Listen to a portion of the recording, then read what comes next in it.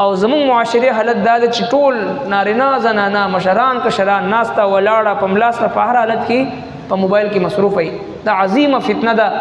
دجالی فتنه ده د دې دور چې د ایمان د مسلمان د ایمان د دولت نه محروم کولو د پاره نن باطل لګیا د پدی باندې دومره مهنت کړي دي چې ټول پدی کې مبتلا کړي دي. کثرت سره موږ تاسو د استغفار اهتمام کو، کثرت سره د لا اله الا الله اهتمام کو، کثرت سره د درود پاک اهتمام کو چې کم سیز په جبه باندې کثرت سره استعمال شي عین د مرګ په وخت کې هغه سیز په جبه باندې راځي. بسم الله الرحمن الرحيم والذين كذبوا بآياتنا واستكبروا عنها أولئك أصحاب النار هم فيها خالدون فمن أظلم ممن افترى على الله كذبا أو كذب بآياته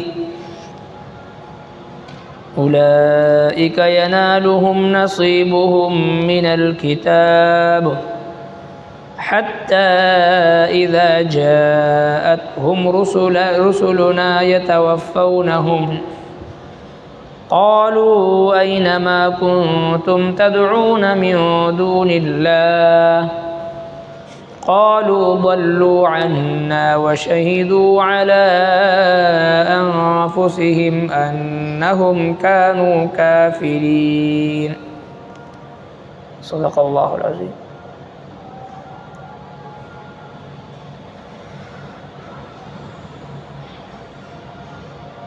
حضرت آدم علیہ السلام واقعہ اللہ جل شانہ تفصیل سره ذکر فرمایل.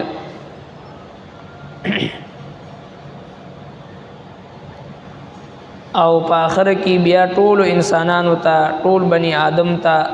خطاب فرمایل چې کله تاسو ته زما پیغمبران درشي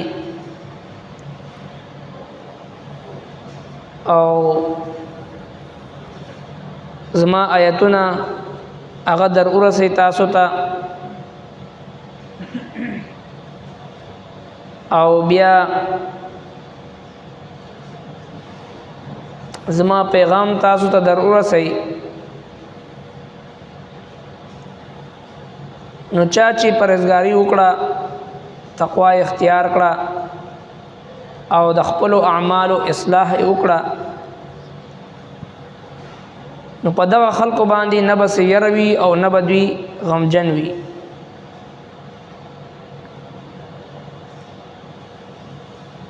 نو د تقوا او د تقوا په نتیجه کې کم خلق د خپل اعمالو اصلاح کوي تغید پارا د بشارت ارشاد فرمایل چې په داسې خلکو باندې نه بس يروي نه بغمجن وي او دغه د الله نه یریدون کې خلق او د خپل اعمال اصلاح کوون کې خلق چون کې دا اولیاوی الا ان اولیاء الله لا خوف عليهم ولا هم يحزنون. الا خبردار بشک د الله دوستانو باندې چې کوم اولیاء الله دې پاوی باندې نه بس يروي نه بس خوف وي ظاهري او باطینی دوه دوی ته امن حاصل وي. اس پدیزه کې الله جل شانه د هغه خلقو د پاره وعید ذکر کوي کوم خلق د الله جل شانه د آیاتونو تکذیب کوي او تکبر کوي دا غینا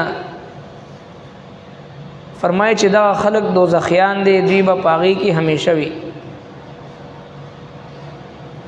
او بیا فرمایي چې دا هغه سړی نه لوی ظالم څوک کې دی شي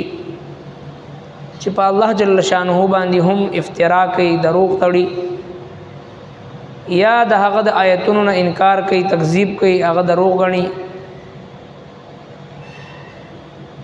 فرمایي چې دا خلق چې کوم خلقو دا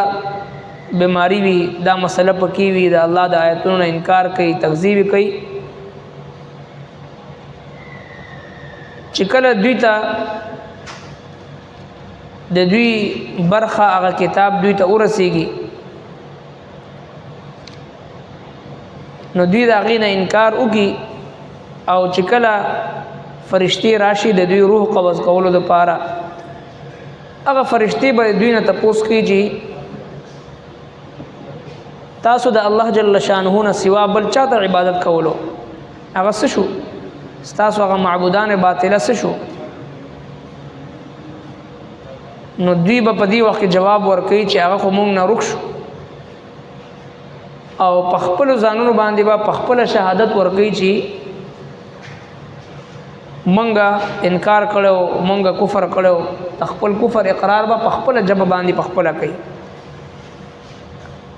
آیت نمبر 36 سورہ اعراف والذین کذبوا او کوم خلقو چې دروغ وګڼل بیااتنا زمون آیاتنا واستكبروا عنها او تکبر وکړو دا غینا اولئک امدا خلق دی اصحاب النار اوسیدون کې دوزخ هم فيها خالدون دوی په دې کې همیشه وي فمن ازلموا پسوک زیات ظالم دی ممن دا کسنا افترا علی الله چې اتړل په الله جل شانو باندې کذبا دروغ او کذب بیااته یا هغه دروغ وګڼل دا آیاتونه اولئک امدا خلق دی ینالهم چې وبرسیږي نصیبهم د دوی برخه من الكتاب د کتابنا حتی تردی چې اذا جاءتهم راشدویتا رسولنا زمون را لګل شي فرشتي يتوفونهم چې قبض کړي روحونه د دوی قالوا نو ابوي دویتا اينما كنتم اين كم زيد ما كنتم تدعون اغه چې تاسو بلل من دون الله سوا د الله نه قالوا نو دوی بوي ضلوا عنا اغه رخصل زموننا وشهدوا او گواہی باور کړی دی علی انفسهم پخپل ځانونو باندې انهم كانوا کافرین چې بشک او دوی کافران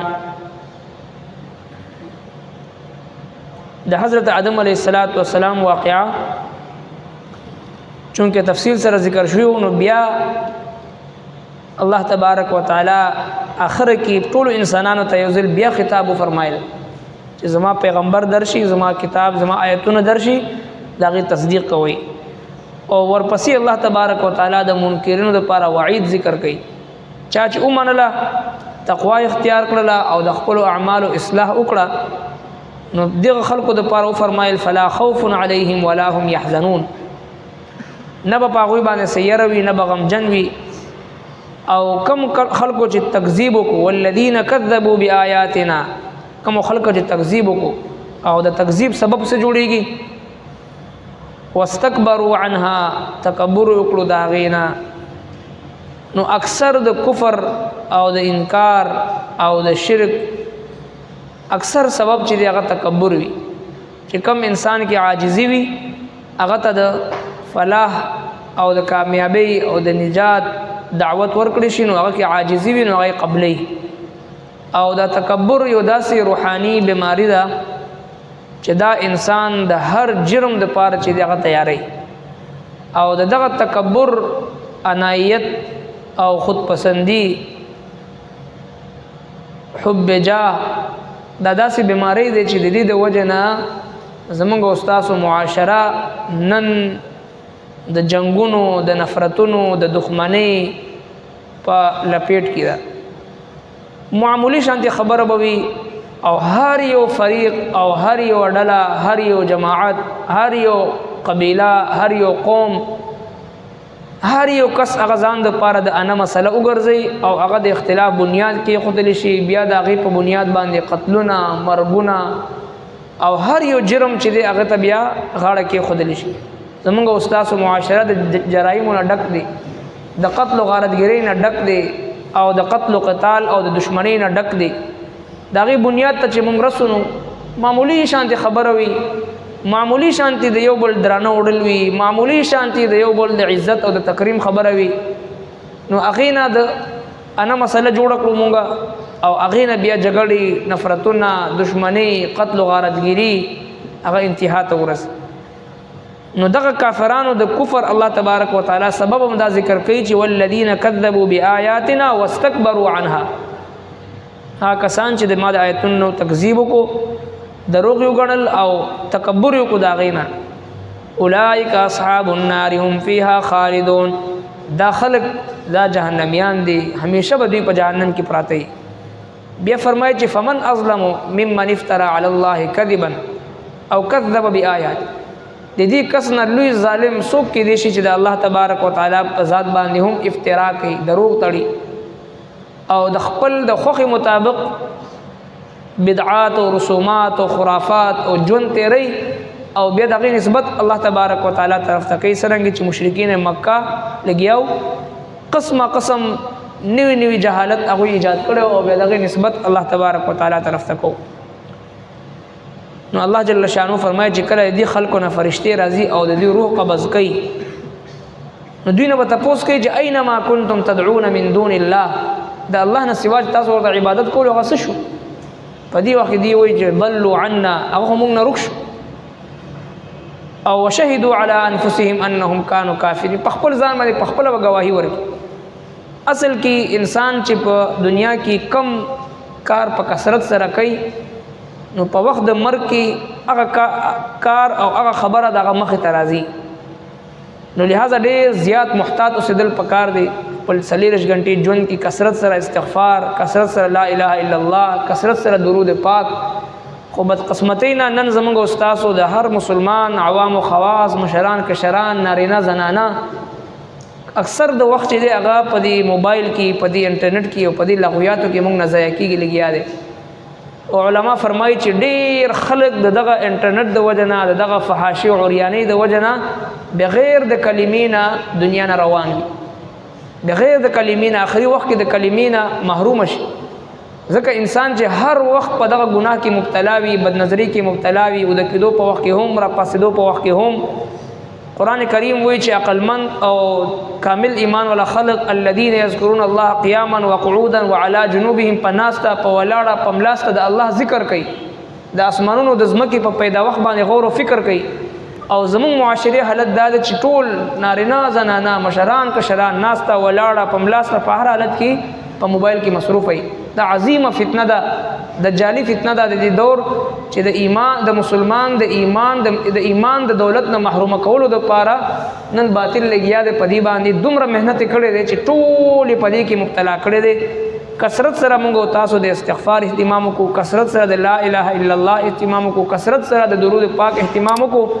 چې کم سیز په جب باندې کثرت سره استعمال شي عین د مرګ په وخت کې هغه سیز په جب باندې راځي نو چې کله زمونږ استاد جبا او زړه د الله د ذکر عادي وي د تلاوت د قران عادي وي د استغفار او د درود پاک عادي وي نو د مرګ په وخت چې کله ځنکدن د مرګ شروع شنو فورا د الله ذکر په جبا باندې راشي او چې کله د الله ذکر راشي حدیث پاک کې دی چې من قال فی آخر کلامه لا اله الا الله دخل الجنه کم انسان چې د خپل د ژوند اخري لمحه کې لا اله الا الله او سیده جنت ته داخليږي نو کثرت سره چې ذکر موږ تاسو کو نو د مرګ په وخت الله تبارک وتعالى بیا د دې توفیق ورکړي صدق الله العظيم ربنا تقبل منا انك انت السميع العليم وتب علينا انك انت التواب الرحيم برحمتك